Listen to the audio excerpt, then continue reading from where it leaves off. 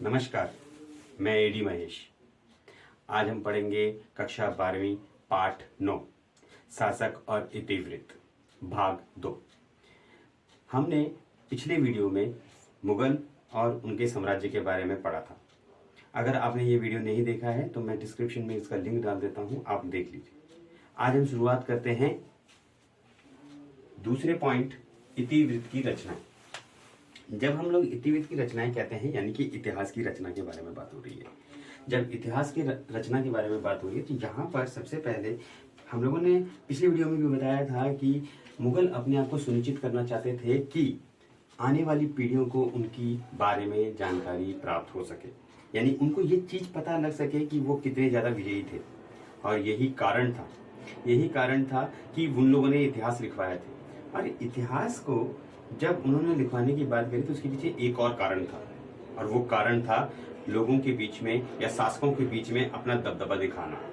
वो अपना इतिहास से ये दिखाना चाहते थे कि उन्होंने किस तरीके से विजय प्राप्त किया है, और अपनी शक्ति को दिखाना चाहते थे, अपनी शक्ति प्रदर्शन करते थे। और ये बताते थे कि अपने विरोधियों को पहले से ही ये चेतावनी देते थे कि हम कितने ही विजयी हैं और कितने शक्तिशाली हैं।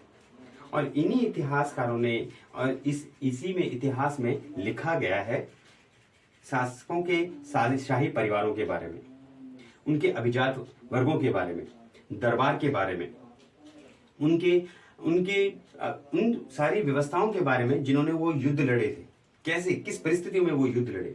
ये सारी व्यवस्थाएं जो हैं ये इसी इतिवृत्त की रचनाओं में लिखा गया, यानी कि पूरी तरीके से इतिहास में लिखा गया है। चलिए इसका पहला टॉपिक हम पढ़ते हैं, तुर्क से फारसी की ओर।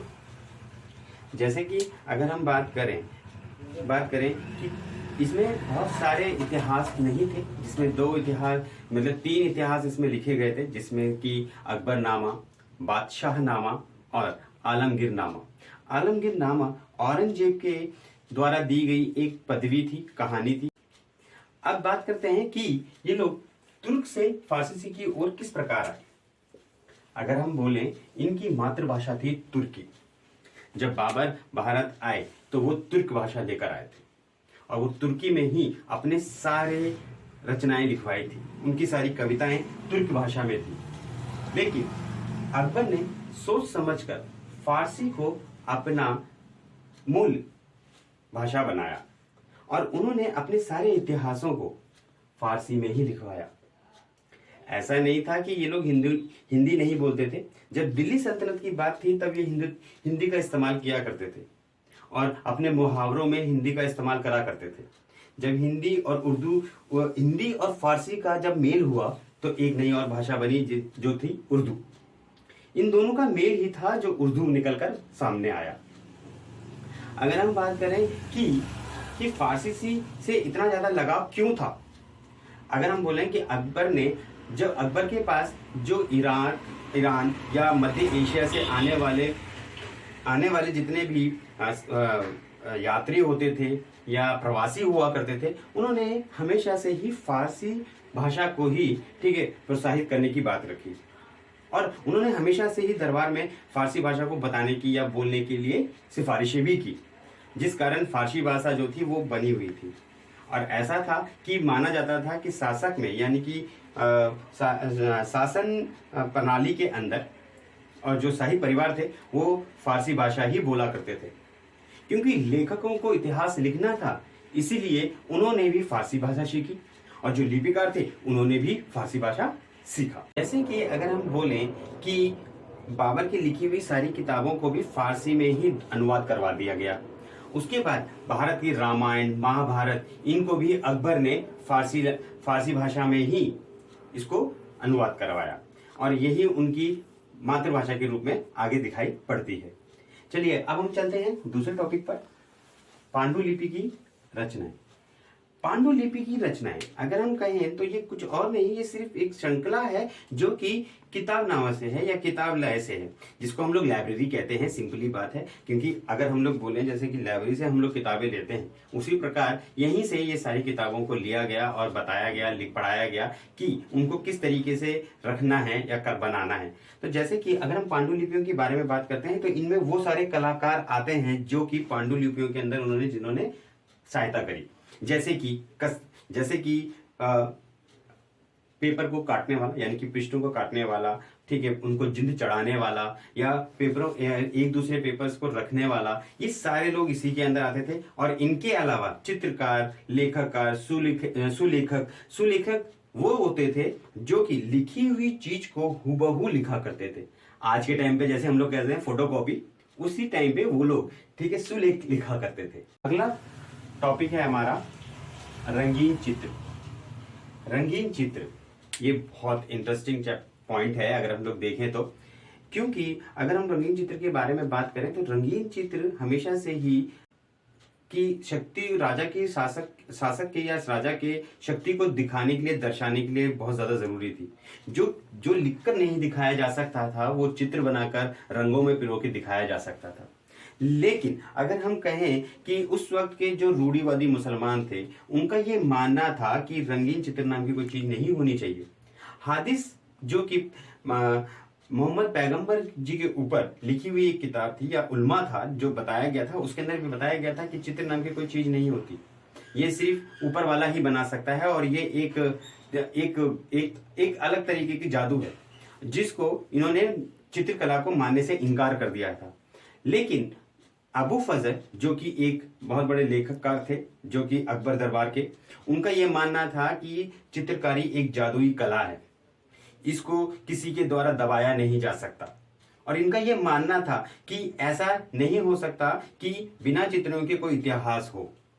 और उन्होंने ये भी कहा, उन्होंने अपनी बातों में यह भी कहा कि जो लोग इन ऐसी बातें करते हैं, जो चित्रों को पसंद नहीं करते हैं, जो ऐसी बातें करते हैं, मैं उन्हें पसंद नहीं करता। शायद यही बात थी जो कि अबू फजल अकबर जी अबू फजल को बहुत ज्यादा पसंद किया करते थे। हमारा अगला पॉइंट है अकबरनामा और बादशाहनामा। अगर अकबरनामा बादशाहनामा के बारे में अगर हम बात करते हैं तो ये अबू फजल के द्वारा लिखी गई थी। अबू फजल अकबर के सबसे घनिष्ठतम और सबसे प्यारे भी मान सकते हैं ऐसे एक इतिहासकार थे जो कि उनके दरबार में थे, और अपना पूरा इतिहास उन्हीं के हाथ में दिया था, उन्हीं के हाथ में सौंपा था इतिहास लिखने का पूरा कार्य। अबू फजल जो थे, उनका जो बचपन था वो आगरा में बीता था, इसीलिए वो इस इतिहास को इतना खासकर इतना अच्छा लिख पाए शायद। अब माना जाता है कि अबू फजल जो थे वो बहुत सारे भाषाओं को जानते थे, फारसी, अरबी और साफी, बहुत सारे ऐसे भाषाओं को जानते थे जो जिसे प्रसिद्ध होता था कि वो हर भाषा के अंदर अपनी जानकारी रखते हैं, रुचि रखते हैं। और वो सबसे बड़े रूढ़िवादी विरोधी थे। अगर हम कहें कि वो रूढ़िवादी विरोधी थे, शायद इसीलिए अकबर को अबू फजल बहुत ज्यादा पसंद थे, क्योंकि वो एक हमेशा से ही, अगर हम कहते हैं कि जैसे कि विवाद करना, यानी कि हमेशा से वो रूढ़िवाद का विरोध करते थे, और उनका ये मानना था कि ये रूढ़िवादी विचारधाराओं से बाहर निकलने की जरूरत है। और बादशाह जी, जैसे बादशाह अगर हम लोग कहें कि अकबर बादशाह को भी इन रूढ़िवादी व्यवस्थाओं से बाहर निकलना ही पसंद था, इसीलिए वो अबू फजल को शायद पसंद करते थे। अब अगर हम बात करें कि अब ये बात करें कि उन्होंने अकबरनामा और बादशाहनामा में क्या चीज कैसे चित्रित की या क्या क्या चीजें दिखाई, तो उसके अंदर हमेशा से उन्होंने वो चीजें बताने की कोशिश करी चित्रों के द्वारा, जिसमें कह सकते हैं किलाबंदी के बारे में बताया गया, और योजनाओं के बारे में, युद्ध योजनाओं के बारे में, दरबार के बारे में, ठीक है, इन सारी चीजों के बारे में उन्होंने बताया। अब हम बात करते हैं कि बादशाहनामा और अकबरनामा जो दोनों थे वो उनके अंदर क्या लिखा गया था, कौन से इतिहास को लिखा गया था। अगर हम बात करें कि इसके अंदर कौन सा इतिहास लिखा गया था, तो प्रथम जो दोनों थे अकबरनामा बादशाहनामा, जिसके अंदर बताया, इनमें जो प्रथम दो इनकी जो इतिहास था वो 3 भागों में बांटा गया था, यानी कि 3 जिंदों में बांटा गया था, जिसमें से पहले जो दूसरे थे, पहला और दूसरा जो था वो पूरी तरीके से इतिहास पे था, जिसको हम कहते हैं आदम से लेके अकबर तक का। यानी कि यहाँ पे बताया गया कि पूरी तरीके से अकबर तक शासनकाल जो चला, यानी उनके इतिहास का पूरा शासनकाल चला, वो किस प्रकार चला, या कैसे उन्होंने किस तरीके से एक के बाद एक इन चीजों को रखा, और पूरा 13 वर्ष लगे इसको पूरा करने में। और इन्होंने अब इस इतिहास को जानने के लिए कई लोगों से मौखिक बातें करी, कहीं से लिखित जानकारी प्राप्त करी, स्रोत प्राप्त किए, और उसके बाद इस कथन को पूरी तरीके से लिखा गया। अब इसमें जो तीसरा था वो था आईने अकबरी, जिसके अंदर यहाँ पे बताया गया कि आईने अकबरी में पूरी तरीके से अकबर का ही शासनकाल के बारे में बताया गया है कि अकबर ने अपने शासनकाल में कैसे इन सारी चीजों को करा था, यानी कैसे शासन किया गया था। अगर हम बात करें कि उन्होंने अपने शासन में कैसे किया था, यानी कि उनके शासन में कोई भी अलग नहीं था, सब एक ही जैसे थे। ठीक है, किसी भी प्रकार में, जैसे कि अगर हम बात करें धर्मों के बारे में, हिंदू धर्म, जैन धर्म, सिख धर्म, उन सब के साथ इनका जो व्यवहार था वो एक जैसा था। ये सबके साथ कैसे रहा करते थे, या किस तरीके से इन्होंने अपने इतिहास में लोगों के साथ मेल जोल बढ़ाया था, या कैसे ये पर्वत तक हिंदू पर्वतों तक पहुंचे थे, ये सारे इतिहास को ही इसमें लिखा गया था। 1601 तक अबू फजल ने काफी हद तक इन सारी चीजों को इतिहास में लिख दिया था, जबकि अकबर का पूरा शासनकाल खत्म होने वाला था। उसके बाद अबू फजल को, ठीक है, सलीम के द्वारा एक षड्यंत्र में फंसाकर, उनके मित्र के द्वारा षड्यंत्र में अबू फजल को फंसाकर मार दिया गया।